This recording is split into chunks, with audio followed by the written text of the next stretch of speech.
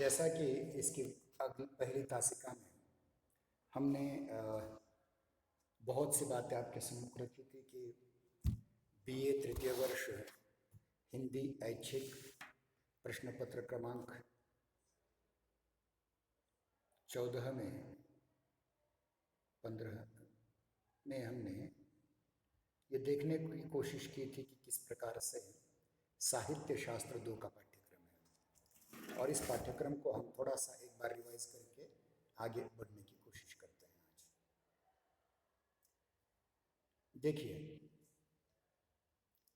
साहित्य शास्त्र के बारे में हमने गत सत्र में साहित्य से तात्पर्य क्या है, साहित्य का स्वरूप क्या है, साहित्य के तत्व कौन से होते हैं, साहित्य के भेदक लक्षण क्या हैं, साहित्य के हेतु क्या है, साहित्य के प्रयोजन क्या हैं, और उसके उपरांत हमने ये भी देखा था कि साहित्य की अलग अलग परिभाषाएं हैं संस्कृत आचार्यों के द्वारा, अंग्रेजी विद्वानों के द्वारा, हिंदी कवियों और विद्वानों के द्वारा, तथा उसके पश्चात हमने ये देखने की कोशिश की थी कि शब्द शक्ति क्या होती है, और सबसे महत्वपूर्ण रस विचार। तो आज हम देखेंगे कि आज के सत्र में हमें छठे सत्र में क्या क्या पढ़ना है। आज मैं थोड़ा सा प्रवास में था नागपुर के, इसलिए थोड़ी सी देर हो गई आने में ही, इसलिए हम ज़्यादा बात नहीं करेंगे, किंतु हम ये देखने का प्रयास करेंगे कि बीए तृतीय वर्ष में षष्ठ सत्र में जो 15वां प्रश्न पत्र है जिसका शीर्षक साहित्य शास्त्र 2 है, 5वें सत्र में हमने साहित्य शास्त्र 1 देखा था। उसका मूल उद्देश्य क्या है? तो उसका मूल उद्देश्य है साहित्य चिंतन का अध्ययन, मतलब साहित्य जो हम पढ़ते हैं, पढ़ाते हैं, उसका चिंतन किस प्रकार किया जाए, साहित्य कैसे होना चाहिए, साहित्य में क्या होना चाहिए, क्या नहीं होना चाहिए, इसका अध्ययन करना आपको ज़रूरी है। फिर उसके उपरांत साहित्यालोचन क्षमता का परिचय, आपको आलोचना करनी आनी चाहिए। मतलब समझिए, कोई नई कविता आपके सम्मुख आई हो, कोई नई कहानी आपके सम्मुख आई हो, कोई नया उपन्यास है, कोई नया नाटक है, या कोई नई फिल्म आपके सामने आई तो आप उसकी आलोचना कर सकें। अगर ये आलोचना आप नहीं करेंगे तो आपको साहित्य के क्षेत्र में पढ़ा लिखा नहीं माना जाएगा। बहुत ज़रूरी है ये कि हम ये सारी बातें सीखें। उसके उपरांत साहित्य सृजन के संस्कार,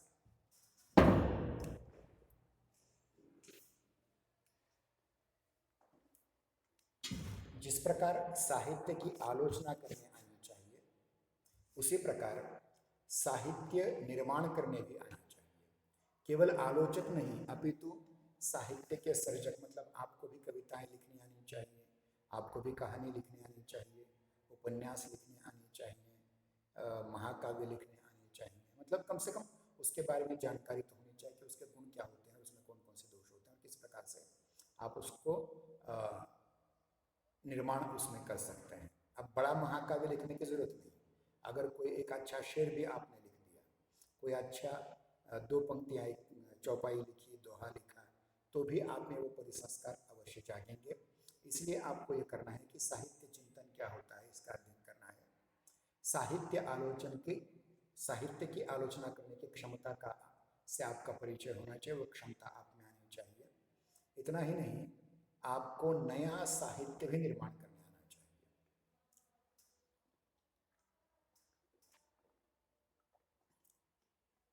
अब इसमें अध्ययन अध्यापन पद्धति कौन सी है? व्याख्यान पद्धति, चर्चा सत्र इस पर आयोजित किए जाएंगे, गोष्ठियाँ, स्वाध्याय, सबसे महत्वपूर्ण चीज़ है स्वाध्याय। मतलब अध्यापक जो कुछ बोलेंगे, केवल मेरे अकेले के विषय की बात नहीं कर रहा हूँ, हर विषय के अध्यापक के साथ संपर्क रख करके उन्होंने जो जो कहा है उसके अनुसार स्वाध्याय करना। स्वाध्याय का मतलब स्वयं अध्ययन करना। कुछ उसमें शंकाएं निर्माण हो जाती हैं, तो अब तो इतनी सुविधा हो गई कि आप व्हाट्सएप पर व्यक्तिगत भी या ग्रुप पर भी आप अपनी शंकाएं पूछ सकते हैं। तो इस प्रकार से कुछ नई शंकाएं आपके मन में आ जाती हैं, तो आप उसका बेहिचक उसके बारे में चर्चा कर सकते हैं, बातें बोल सकते हैं। इसके उपरांत अतिथियों, विद्वानों की व्याख्यान। हम देखिए, कोरोना का काल चल रहा है इस समय, तो इस समय हमने बहुत महत्वपूर्ण 2-3 कार्यक्रम लिए थे। गत वर्ष 10 जनवरी 2021 को हमने देवनागरी लिपि पर एक अंतर्राष्ट्रीय संगोष्ठी ली थी, जिसकी लिंक मैंने आपको भेज दी थी, वो भी आप देख सकते हैं। या इस वर्ष भी हमने 10 जनवरी 2022 को विश्व हिंदी दिन के उपलक्ष्य में हमने एक महत्वपूर्ण विषय प्रवासी साहित्यकारों का योगदान, हिंदी के प्रचार प्रसार में प्रवासी साहित्यकारों का योगदान, इस पर भी हमने चर्चा सत्र लिया था। मेरे तो व्याख्यान बहुत सारे हो चुके हैं, तो बाहर के भी व्याख्यान आपको हम सुनाने का प्रयास करेंगे। उस्मानाबाद हिंदी परिषद की ओर से हम ऐसा आयोजन जल्द ही करने का प्रयास करेंगे, और उस दृष्टि से आपको भी लेखन आना चाहिए और इन अतिथि व्याख्याताओं के द्वारा जो कहा गया है उसका अध्ययन करने आना चाहिए। फिर उसके उपरांत साहित्यालोचन का अभ्यास।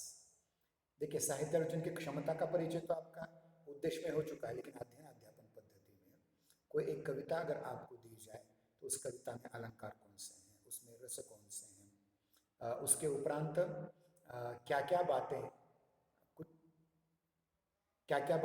आप कुछ पूछना चाहते थे धनश्री जी? नहीं सर। हाँ, नहीं, आपने कैमरा चालू कर लिया था इसलिए मुझे लगा। ठीक है, कोई बात नहीं।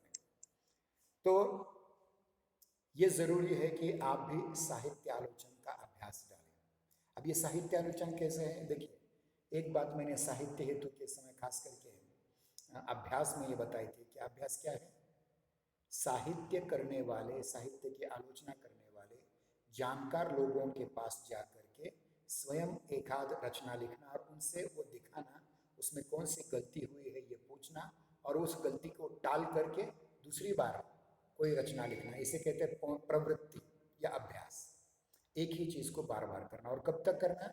जब तक कि विद्वान लोग उसकी प्रशंसा न करें, विद्वान लोग सभा संगोष्ठियों में उसकी बात अच्छी तरह से करें। जैसे कि मैंने कल ही एक शोधालेख लिखा था, फणीश्वरनाथ रेणु जी की कहानी आप तीसरी कसम, इस पर आधारित जो फिल्म बनी थी 1966 में, उस फिल्म पर जो मैंने आलेख पढ़ा, तो वो आलेख बड़े बड़े विद्वानों ने, जैसे सूर्यनारायण सुबे, सतीश यादव जी, भारती गोरे जी इत्यादि बड़े बड़े लोगों ने उसकी प्रशंसा की, क्योंकि हमने ये अभ्यास कर डाला कि हम किस प्रकार से शोधालेख रिसर्च पेपर लिख सकते हैं। वो भी आपको लिखने आना चाहिए, आलोचना करनी आनी चाहिए, चाहे फिल्म की हो, चाहे कहानी की हो, चाहे कविता की हो, चाहे उपन्यास की हो, चाहे किसी की भी हो। ये आपको करने आना चाहिए। वो कैसे, मैं उसके कुछ उदाहरण आपको PDF के रूप में बाद में भेज दूंगा। वो मेरे नाम से हैं, उस प्रकार से आपको भी लिखना पड़ेगा। और मुझे ये कहने में आनंद आता है कि जब से ये हिंदी स्पेशलाइजेशन शुरू हुआ है, हर वर्ष छात्र तृतीय वर्ष के छठे सत्र में 30-40 पेज खुद लिख करके लाते हैं। 2 प्रतियों में, एक प्रति हमारी ओर रहती है, विश्वविद्यालय में जाती है, और 100 में से हमें अंक देने पड़ते हैं। हालांकि वो प्रश्न पत्र जोशी सर की ओर है, लेकिन हम भी उसमें थोड़ी बहुत मदद आपको कर सकते हैं। आपके जो पसंदीदा रचनाकार है उस पर आप लिख सकते हैं। 40 प्रश्नों तक का आपको लिखना है। तो इस प्रकार से साहित्य की आलोचना करनी भी आपको आनी चाहिए। उस दिन क्या हुआ था, थोड़ा सा मैं गड़बड़ में आया था, और मैंने जब वो बाद में वीडियो देखा तो मुझे लगा था कि मुझे नींद आ रही थी, इसलिए मैं फिर से आज पढ़ाने की कोशिश कर रहा हूँ कि पाठ्यक्रम क्या है इस वर्ष इसका। साहित्य शास्त्र 2 के पाठ्यक्रम में पहला भाग है अलंकार विचार, दूसरा है छंद विचार, तीसरा है विधा स्वरूप विवेचन, और उसके बाद है आलोचना। तो ये 4 भाग हैं। जैसे कि हमने 5वें सत्र में साहित्य से तात्पर्य क्या है, उसके उपरांत साहित्य के तत्व क्या होते हैं, साहित्य के वेदक लक्षण क्या होते हैं, साहित्य के परिभाषाएं क्या होते हैं, साहित्य के हेतु क्या है, साहित्य के प्रयोजन क्या है, वक्रोक्ति विचार क्या है, और रस विचार क्या है, जैसे पढ़ा था वैसे ही इस सत्र में आपको पढ़ना है अलंकार विचार। पहले क्या पढ़ना है? अलंकार विचार, ध्यान रखो, ये पहला पॉइंट है। दूसरा है छंद विचार, दूसरा छंद विचार, अलंकार विचार, छंद विचार। उसके उपरांत तीसरा है विधा स्वरूप विवेचन। ये अलग अलग विधाएं, जिसको पद्यात्मक विधाएं, गद्यात्मक विधाएं, पद्यात्मक विधाओं में दो पंक्तियों की कविता से लेकर के महाकाव्य महाकाव्य तक, खंड काव्य, उसके उपरांत मुक्तक काव्य, इसका स्वरूप आपको समझना पड़ेगा। उसी प्रकार नाटक क्या होते हैं, एकांकी क्या होते हैं, रेडियो नाटक क्या होते हैं, धारावाहिक क्या होते हैं, वेब सीरीज क्या होती है, फिल्म क्या होती है, इस आधार पर दृश्य काव्य के अंतर्गत हमें पढ़ना है। श्रव्य काव्य के अंतर्गत कविता, प्रबंध काव्य, महाकाव्य, खंड काव्य, मुक्त काव्य, गीति काव्य, फिर उसके उपरांत गद्य विधाओं के अंतर्गत कहानी, उपन्यास, निबंध, जीवनी, आत्मकथा, व्यंग्य, ललित निबंध, रिपोर्टाज, रेखा चित्र, संस्मरण, और चौथा है आलोचना। और आलोचना क्या होती है, आलोचना का स्वरूप क्या है, आलोचना के भेद क्या होते हैं, ये सारी चीज़ें हमें देखनी है। तो हम एक एक से शुरू करेंगे। पहला है, देखिए हमारे पाठ्यक्रम का पहला भाग है अलंकार विचार। पहला अलंकार विचार, दूसरा छंद विचार, तीसरा विविध साहित्यिक विधाएं, और उसके उपरांत आलोचना। ये 4 भाग। 5वें सत्र की तरह ये बड़ा नहीं है, छोटा है, लेकिन फिर भी बहुत महत्वपूर्ण है। और ध्यान रखिए, इस बार आपकी परीक्षाएं ऑफलाइन और लेखी परीक्षाएं होने वाली हैं, वस्तुनिष्ठ परीक्षाएं नहीं होने वाली हैं, इसलिए आपको ज़्यादा पढ़ना है। केवल 4 पर्यायों में से एक को टिक कर दिया, आपको अंक आ गए, अब ऐसा नहीं होगा। आपको ज़्यादा अध्ययन करना पड़ेगा। उस दृष्टि से हम आपकी तैयारी भी करवाने की कोशिश करेंगे। तो पहला है अलंकार विचार, दूसरा छंद विचार, तीसरा विधा स्वरूप विवेचन, और चौथा है आलोचना।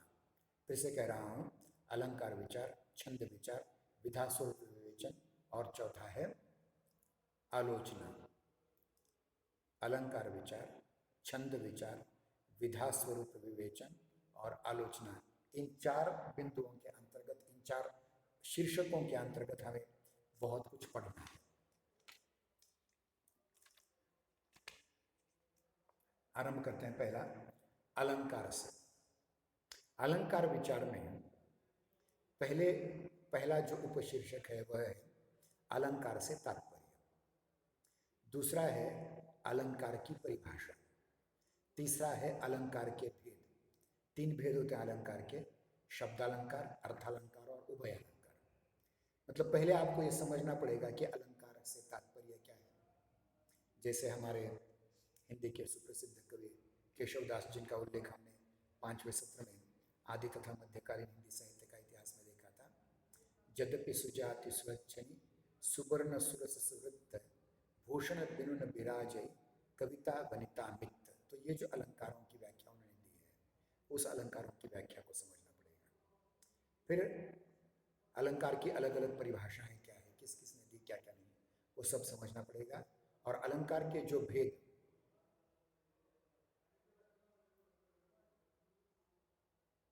धनुश्री जी आवाज आ रही है ना? Hello hello. हाँ हाँ अब आ रही। बीच में इंटरनेट कट गया था, मुझे मैसेज आया था, मुझे लगा बंद हो गया क्या। हाँ। ठीक है। तीसरी बात है अलंकारों के भेद। अलंकारों के भेद 3 आधार पर होते हैं। पहले 2 ही आधार, जिसमें शब्दों में अलंकार छिपे हों तो उसे शब्दालंकार कहते हैं, अर्थों में अलंकार छिपे हों तो उसे अर्थालंकार कहते हैं, और शब्द और अर्थ दोनों में छिपे हुए अगर अलंकार है तो उनको उभय अलंकार कहते हैं। मतलब कुछ ऐसे अलंकार है जो शब्द अलंकार भी हो सकते हैं, अर्थालंकार भी हो सकते हैं। अब इनमें से कौन कौन से अलंकार आपको पढ़ने हैं, मैं इसकी पीपीटी थोड़ी देर बाद डाल दूंगा। कौन कौन से शब्दालंकारों में आपको 3 अलंकार पढ़ने हैं। शब्दालंकारों में 3 अलंकार आपको पढ़ने हैं, अनुप्रास, यमक और श्लेष। कौन कौन से? अनुप्रास, यमक और श्लेष। अनुप्रास, यमक, शेष। अनुप्रास, यमक, शेष। अनुप्रास, यमक, शेष। अनुप्रास क्या होता है? एक ही अक्षर की बार बार पुनरावृत्ति हो जाना। इसे उदाहरण में मराठी में मैं बताऊंगा आपको। काकाने, काकीला, कावले, कारण, काकीने, काकाच्या कोटातील कामाचे, कागद, कात्रीने, करा करा कापून, कवडाच्या कोण्यात कोंबले। इसमें क क क क अक्षर की आवृत्ति बहुत हुई है, इसलिए इसमें अनुप्रास अलंकार है। अब ये मराठी मैंने बताया, वैसे हिंदी में भी बहुत सारे हैं, उदाहरण देते हुए आगे चल जाऊंगा। लेकिन मुझे काका से ज़्यादा मामा बड़ा लगता था, इसलिए मैंने मामा पर एक बना दिया। मामाने मामीला मारले म्हणून मामीने मामाच्या मुंबईहून मागवलेल्या मोटारीतील मेणाची मंजुषा मोडली। ये मम मम इसमें आ जाता है। तो ये अनुप्रास हुआ। श्लेष क्या होता है? यमक, यमक अलंकार क्या होता है? यमक अलंकार ये होता है, इसमें भी दो अलग भाग होते हैं, सभंग पद यमक और अभंग पद यमक। मतलब दो शब्द होते हैं, दो शब्दों के अर्थ अलग अलग प्रसंगानुसार लिए जाते हैं। जैसे उदाहरणार्थ श्री कृष्ण नवरा नवरीन, शिशुपाल नवरा नवरीन, ये वामन पंडित का बहुत प्रसिद्ध मराठी श्लोक आर्या है कि श्री कृष्ण, रुक्मिणी कह रहे हैं कि श्री कृष्ण उसका पति है और मैं उसकी पत्नी हूँ। लेकिन शिशुपाल से क्या कह रही है? शिशुपाल नवरा न वरिणी, मैं उसका वर्ण नहीं करूंगी। तो इस प्रकार यहाँ सभंग पद यमक अलंकार होता है, ये भी शब्द अलंकार है। और आगे है श्लेष अलंकार। श्लेष अलंकार में देखिए बहुत बहुत महत्वपूर्ण दोहा है बिहारी का। कनक कनकते सौगुनी मादकता अधिकाय, वा पाए बौराय निर्वाप खाए बौराय। इसमें कनक शब्द के दो अर्थ लिए जाते हैं। पहला अर्थ है कनक मतलब सोना, और दूसरा है धतुरे का पेट। धतुरा खाने पर जैसे चक्कर आ जाते हैं, मनुष्य को व्यवहार का कोई ध्यान नहीं रहता है, वैसे ही सोना जिसके पास आता है, संपत्ति जिसके पास आती है, वो गरीबों को लताड़ता है, पागल हो जाता है। इस प्रकार से उसका अर्थ लिया जाता है। मैं इसको डिटेल में आपको बताने की कोशिश करूंगा। ये हुए शब्द अलंकार, अनुप्रास, यमक और श्लेष।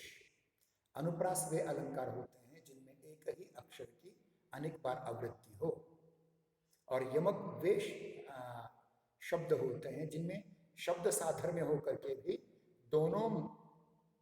दोनों शब्दों का अलग अलग अर्थ लिया जाता है।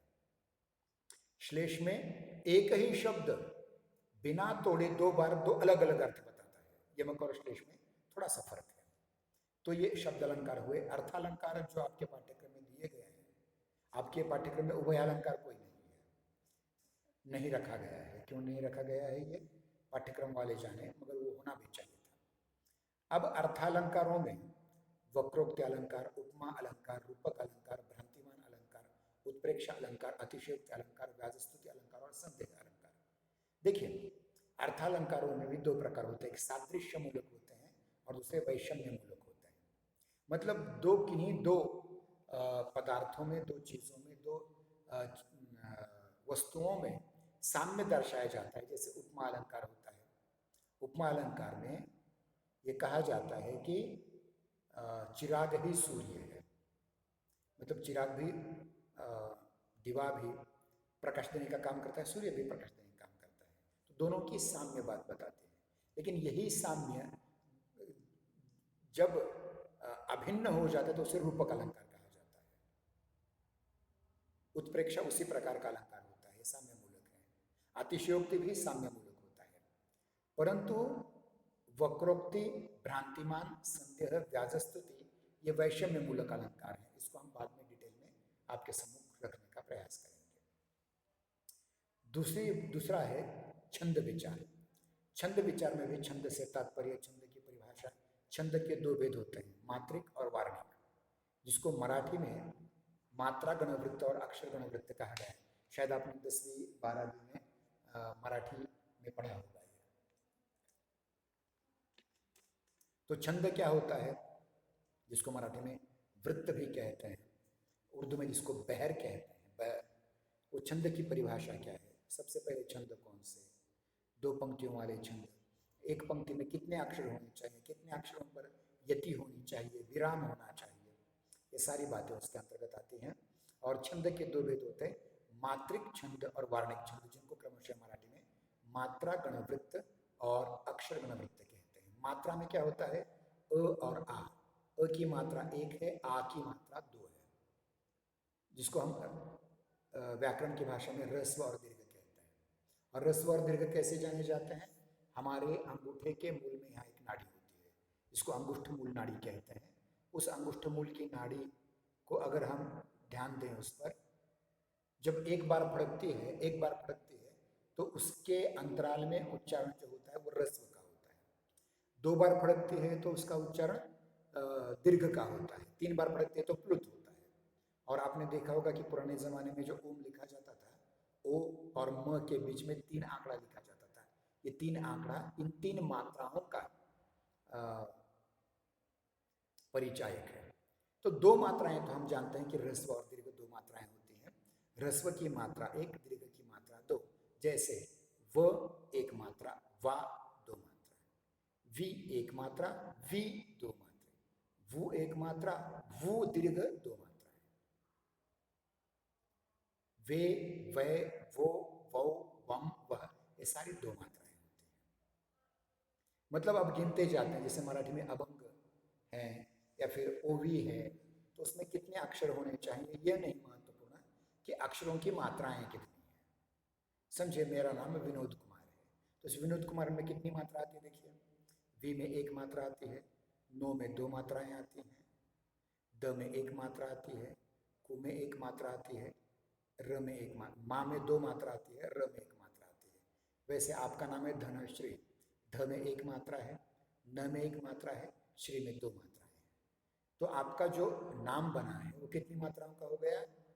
पहला ध एक मात्रा, न एक मात्रा और श्री दो मात्राएं, चार मात्राओं से ये तीन अक्षरों का शब्द बना है। अक्षरों की संख्या अलग होती है और मात्राओं की संख्या अलग होती है, वो ह्रस्व दीर्घ पर आधारित होती है।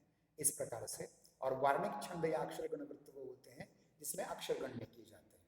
एक सही सही बात बताता हूँ, मात्रा गण वृत्त वे हैं जो संस्कृत के तद्भव हैं, तद्भव से आए हैं, और वार्णिक या अक्षर गण वृत्त वे होते हैं जो संस्कृत से सीधे आए हैं, तत्सम रूप में आए हैं। ये बात जान लेना आपको जरूरी है। जैसे संस्कृत के जितने भी महत्वपूर्ण छंद हैं, जैसे कि शादु विक्रीडित छंद है, द्रुत विलंबित छंद है, भुजंग प्रयात छंद है, मंदार माला छंद है, मंदाक्रांता छंद है, इंद्र वज्रा है, उपेंद्र विज्र वज्रा है, श्रद्धरा है, तो ये सारे के सारे छंद हैं वो वार्णिक छंद हैं जिसमें वर्णों की संख्या का गणन किया जाता है। मगर हिंदी की जो दोहा है या फिर मराठी का अभंग है, मराठी का ओवी छंद है, हिंदी का चौपाई छंद है, हरिगीति का छंद है, गीति का छंद है, ये मात्रिक छंद है जिसमें अक्षरों की मात्राएं गिनी जाती है। ह्रस्व हो तो एक मात्रा, दीर्घ हो तो दो मात्राएं। इस प्रकार से ये छंदों के भेद किए जाते हैं। और जो दोहे आपके पाठ्यक्रम में लिखे हैं, जो मात्रिक छंद आपके पाठ्यक्रम में रखे हैं, वह पहला दोहा, दूसरा चौपाई, तीसरा सोरठा, चौथा रोला, पांचवा कुंडलियां, छठा बरवे, सातवां उलाला और आठवां हरिगीति का। ये 8 मात्रिक छंद आपके पाठ्यक्रम में रखे गए हैं। कौन कौन सा? फिर से कहता हूँ, 2 पंक्तियों का दोहा, 4 पंक्तियों का चौपाई, दोहा से उल्टा, मतलब दोहा में जो 4 पद होते हैं, पहला पद, तीसरा पद, दूसरा पद और चौथा पद, इसमें उलट जाते हैं। दोहे में जो पहला पद होता है वो यहाँ दूसरा पद हो जाता है और चौथा पद तीसरा पद हो जाता है। ये सोरठा, दोहा और सोरठा में थोड़ा अंतर है। इसमें अंत्यानुप्रास या टेक जिसे कहा जाता है वो दोहे में दूसरे और चौथे पर होता है, तो सोरठे में तीसरे और पहले पर होता है। रोला छंद उसी प्रकार का है, कुंडलियां। और ध्यान रखिए, एक दोहा एक रोला, एक दोहा एक रोला, ऐसा करके 4 पंक्तियों का एक कुंडलियां छंद बन जाता है। जैसे अटल बिहारी जी ने कैदी कविराज की कुंडलियां लिखी थी, एक दोहा उसके बाद एक रोला, फिर एक दोहा एक रोला, फिर एक दोहा फिर एक रोला, फिर एक दोहा फिर एक रोला। इस प्रकार से कुंडलियां छंद बनता है। मतलब एक दोहा और एक रोला मिला करके एक कुंडलियां छंद बनता है। फिर बरवे छंद है, इसका इतिहास अलग है, हम कभी उसकी अलग बात करेंगे। उलाला एक छंद है, और हरिगीति का ये मात्रिक छंद आपको 8 पढ़ने। कितने पढ़ने हैं? 8 मात्रिक छंद पढ़ने हैं। उसके उपरांत जो वार्णिक छंद है, जिसको मराठी में अक्षर गण वृत्त कहा जाता है, वो 7 पढ़ने हैं आपको। पहला है इंद्रवज्रा, दूसरा है वसंत तिलका, तीसरा है मालिनी, चौथा है मंदाक्रांता, पांचवा शिखरिणी, छठा भुजंग प्रयात और सातवां सवैया। खास करके सवैया जो प्रसिद्ध हैं, हमारे गत सत्र में पढ़े हुए कवि हैं घनानंद, उनके सवैया बहुत प्रसिद्ध हैं। उसके उदाहरण के द्वारा हम आपको पढ़ने का प्रयास करेंगे।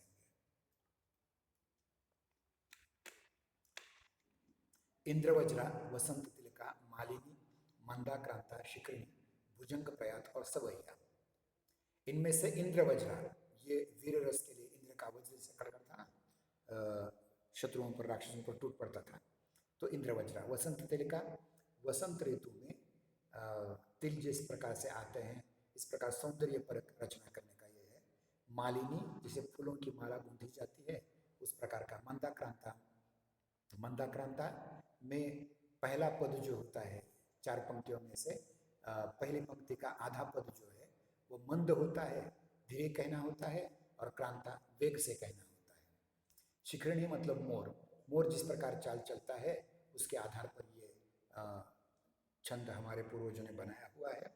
और उसके उपरांत भुजंग प्रयात, जिस प्रकार से नाग जैसे नागमुड़ी या सर्पाकृति से सिरपट जाता है, उस प्रकार से चलने वाला ये छंद है। और सवैया, ये बहुत ही बेहतरीन छंद है, इसको हम आगे देखने का प्रयास करेंगे। इसके उपरांत विधा स्वरूप विवेचन, आपको प्रमुख साहित्य विधाओं का अध्ययन करना पड़ेगा, साहित्यिक विधाओं का वर्गीकरण करना पड़ेगा, और प्रमुख विधाओं का सैद्धांतिक विवेचन आपको करना पड़ेगा। ये कौन कौन सी विधाएं हैं? पहले दृश्य काव्य। दृश्य काव्य जिसको आचार्य ने कहा है संस्कृत में, उनमें पहले नाटक थे। नाटकों उन्हें रूपक कहा जाता था। इसके उन्हें 10 प्रकार बताए थे, और 14 उप प्रकार बताए थे, रूपक और उपरूपक। वो डिटेल में हम उसका अध्ययन करेंगे, लेकिन इसमें आता है नाटक, फिर उसके उपरांत एकांकी, फिर रेडियो नाटक, धारावाहिक टेलीविजन का, और आज वेबसाइट पर जो आ रही हैं उसको वेब सीरीज कहते हैं, और सिनेमा। ये दृश्य काव्य है, जिसको देख करके हम उसका रसास्वादन करते हैं, उसको पढ़ने की जरूरत नहीं होती। इसके उपरांत श्रव्य काव्य, जो काव्य सुन करके जिसका अध्ययन किया जा सकता है, वो जो दिखाई नहीं देते, मतलब जिसका रूपायित नहीं होता, जो खिले नहीं जाते प्ले के रूप में, उनमें कविता बहुत महत्वपूर्ण है। और कविता में पहला प्रकार है प्रबंध काव्य। प्रबंध काव्य मतलब जो आदि अंत तक एक ही कहानी को लेकर के चलता है, उसको प्रबंध काव्य कहते हैं। प्रबंध काव्य में भी 2 भाग होते हैं। महाकाव्य जो बहुत बड़ा होता है, जैसे महाभारत, जैसे रामायण बड़ा है महाकाव्य, और खंड काव्य छोटा, जैसे कि कुरुक्षेत्र है, छोटा खंड काव्य। या फिर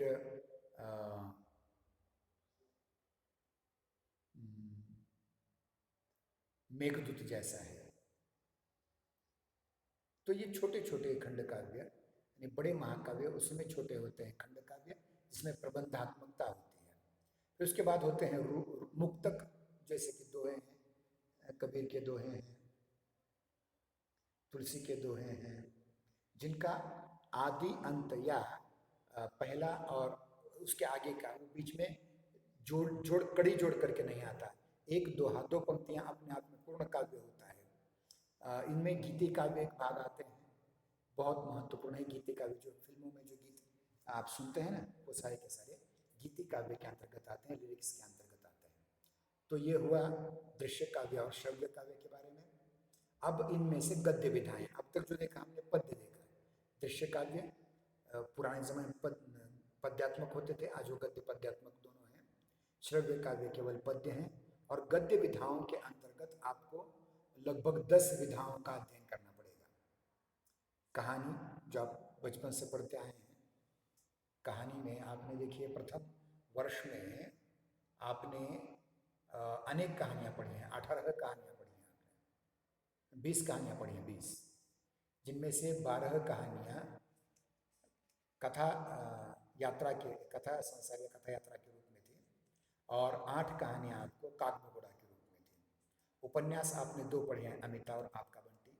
निबंध भी आपने पढ़े होंगे, जोशी सर ने पढ़ाए होंगे, कथित गद्य उन्होंने पढ़ाया है। जीवनी भी आपने पढ़ी होगी, आत्मकथा है, व्यंग्य है, उसके उपरांत ललित निबंध है। व्यंग्य के अंतर्गत ही हमने जो हरिशंकर परसाई जी के थे ना, इंटरव्यू मुफतलाल का होना डिप्टी कलेक्टर, उसके उपरांत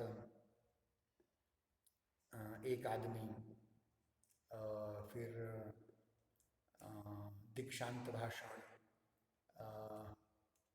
अनशनकारी, विज्ञापन में दिखती नारी, सदाचार का तावीज़, ये सारे व्यंग्य थे, इनको आपने पढ़ा है। ललित निबंध भी आपने पढ़े होंगे, रिपोर्टाज पढ़े हैं, रेखा चित्र भी पढ़े होंगे, और संस्मरण भी। तो ये 10 विधाएं आपको डिटेल में पढ़नी है। कहानी, उसके उसके बाद उपन्यास, जीवनी, व्यंग्य, एक मिनट, कहानी, उपन्यास, निबंध, जीवनी, आत्मकथा, व्यंग्य, ललित निबंध, रिपोर्टाज, रेखाचित्र और संस्मरण। ये 10 विधाएं आपको पढ़नी है डिटेल में। अब इसके बाद अंतिम है आलोचना, स्वरूप एवं भेद। कोई कहानी अच्छी कैसी है, कैसे ज्यादा बिकी जाती है उस कहानी की पुस्तक, क्योंकि उसमें कुछ महत्वपूर्ण तत्व होते हैं और इन तत्वों को पहचान लेना ही आलोचना या समीक्षा है। तो इसमें सबसे पहले आपको ये समझना है कि आलोचना का स्वरूप और भेद क्या है, आलोचना का स्वरूप और महत्व क्या है, आलोचना के कार्य क्या है, आदर्श आलोचक के गीत गुण कौन कौन से होते हैं, आलोचना के भेद कौन कौन से हैं जिसका सामान्य परिचय के अंतर्गत, तथा प्रमुख आलोचना भेदों का विशेष परिचय, जैसे सैद्धांतिक आलोचना होती है, ऐतिहासिक आलोचना, मार्क्सवादी आलोचना, मनोवैज्ञानिक आलोचना, इन सब को आपको डिटेल में पढ़ना है। कौन कौन सी आलोचना देखिए, सैद्धांतिक आलोचना, ऐतिहासिक आलोचना, मार्क्सवादी आलोचना और मनोवैज्ञानिक आलोचना। ये 4 आलोचना के प्रकार आपको देखने हैं। और इसके लिए जो संदर्भ ग्रंथ हैं, साहित्य शास्त्र तथा आलोचना डॉक्टर माधव सोनटके जी, विकास प्रकाशन कानपुर से हैं, और दूसरी पुस्तक है साहित्य शास्त्र डॉक्टर चंद्रभानु सोनवने जी के, जिसका प्रकाशन आलोक प्रकाशन औरंगाबाद से हो चुका है। अब हम अत्यंत संक्षेप में 5 मिनट में या 2 या 3 मिनट में ही ज़्यादा से ज़्यादा प्रश्न पत्र का प्रारूप समझने का प्रयास करेंगे। BA तृतीय वर्ष 6ठ सत्र हिंदी ऐच्छिक प्रश्न पत्र क्रमांक 50 अर्थात 15, जिसका शीर्षक है साहित्य शास्त्र 2। इस साहित्य शास्त्र 2 के अंतर्गत कुल मिलाकर के 50 अंकों के लिए आपको प्रश्न पत्र दिया जाएगा, और ये समय इसके लिए 1.5 घंटा मुकर्रर किया गया है, 1.5 घंटा। इसका अंक विभाजन और प्रश्न पत्र का प्रारूप इस प्रकार से है। पहला प्रश्न, संपूर्ण पाठ्यक्रम पर लघुत्तरी प्रश्न विकल्प समेत 10 अंकों के लिए। संपूर्ण पाठ्यक्रम पर लघुत्तरी प्रश्न, संपूर्ण पाठ्यक्रम लघुत्तरी प्रश्न 10 अंकों के लिए विकल्प समेत 2 दिए जाएंगे, 2 में से एक विकल्प में आपको उसका उत्तर देना पड़ेगा। दूसरा प्रश्न है संपूर्ण पाठ्यक्रम पर दीर्घोत्तरी प्रश्न विकल्प समेत 15 अंक। तीसरा भी इसी प्रकार का है, संपूर्ण पाठ्यक्रम पर दीर्घोत्तरी प्रश्न विकल्प समेत, ये भी 15 अंकों के लिए है। और चौथा जो है, संपूर्ण पाठ्यक्रम पर टिप्पणियाँ लिखिए 4 में से 2, 4 में से 2, ये भी 10 अंकों के लिए, मतलब 5-5 अंकों के लिए 2, ऐसे 10 अंक। यानी पहला प्रश्न जो है लघुत्तरी 10 अंकों के लिए, दूसरा दीर्घोत्तरी 15 अंकों के लिए, तीसरा दीर्घोत्तरी 15 अंकों के लिए, और चौथा लघुत्तरी, अति लघुत्तरी जिसे हम कहें, टिप्पणियाँ लिखें 4 में से 2 लिखने पड़ेंगे 5-5 अंक के लिए। इस प्रकार से 10 अंक। पहला प्रश्न 10 अंकों के लिए, दूसरा तीसरा 15-15 अंकों के लिए, और चौथा फिर से 10 अंकों के लिए। इस प्रकार से 50 अंकों का आपका प्रश्न पत्र है। आज हम यहीं रुक जाते हैं।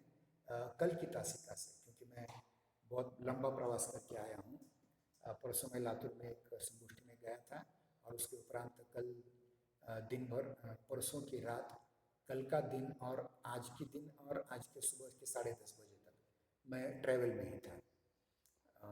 तो थोड़ा सा उतना अच्छी तरह से आज बोल नहीं पाया हूँ।